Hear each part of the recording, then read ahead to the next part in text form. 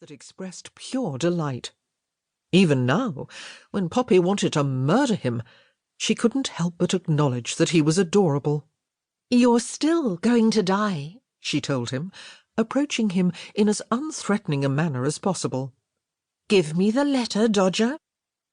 The ferret streaked past a colonnaded light well that admitted sunshine from overhead, and sent it down 3 floors to the mezzanine level. Grimly, Poppy wondered how far she was going to have to chase him. He could cover quite a lot of territory, and the Rutledge was massive, occupying 5 full blocks in the theatre district. "This," she muttered beneath her breath, "is what happens when you're a Hathaway. Misadventures, wild animals, house fires, curses, scandals." Poppy loved her family dearly, but she longed for the kind of quiet, normal life that didn't seem possible for a Hathaway. She wanted peace, predictability. Dodger ran through the doorway of the 3rd-floor steward's offices, which belonged to Mr. Brimley. The steward was an elderly man with a full white moustache, the ends neatly waxed into points.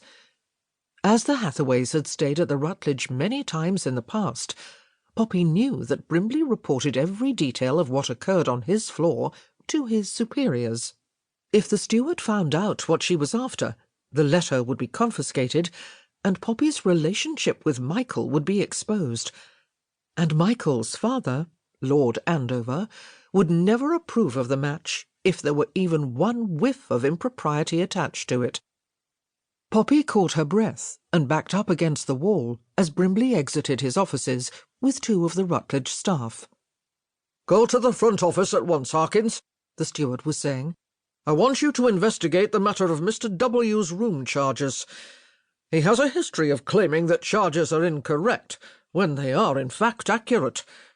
From now on, I think it best to have him sign a receipt whenever a charge is made." "Yes, Mr. Brimley." The 3 men proceeded along the hallway, away from Poppy. Cautiously, she crept to the doorway of the offices and peeked around the jamb. The 2 connected rooms appeared to be unoccupied. "Dodger!" she whispered urgently, and saw him scurry beneath a chair. "Dodger, do come here!" Which, of course, produced more excited hopping and dancing. Biting her lower lip, Poppy went across the threshold. The main office room was generously sized, furnished with a massive desk piled high with ledgers and papers. An armchair, upholstered in burgundy leather, had been pushed up against the desk, while another was positioned near an empty fireplace with a marble mantel. Dodger waited beside the desk, regarding Poppy with bright eyes. His whiskers twitched above the coveted letter. He held very still, holding Poppy's gaze as she inched toward him. "That's right," she soothed, extending her hand slowly. "What a good boy, a lovely boy. Wait right there, and I'll take the letter and carry you back to our suite and give you— Drat!" Just before she could grasp the letter, Dodger had slithered beneath the desk with it.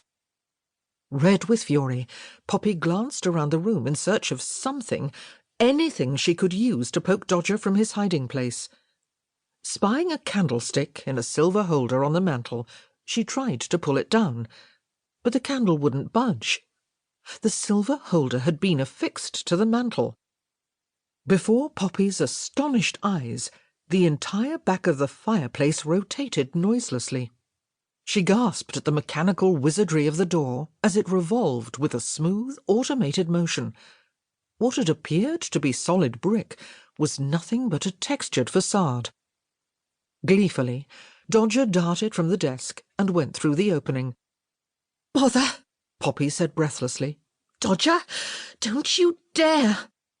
But the ferret paid no heed, and to make matters worse, she could hear the rumble of Mr. Brimley's voice as he returned to the room. "Of course Mr. Rutledge must be informed.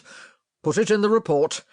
And by all means don't forget—" With no time to consider her options or the consequences, Poppy dashed through the fireplace, and the door closed behind her.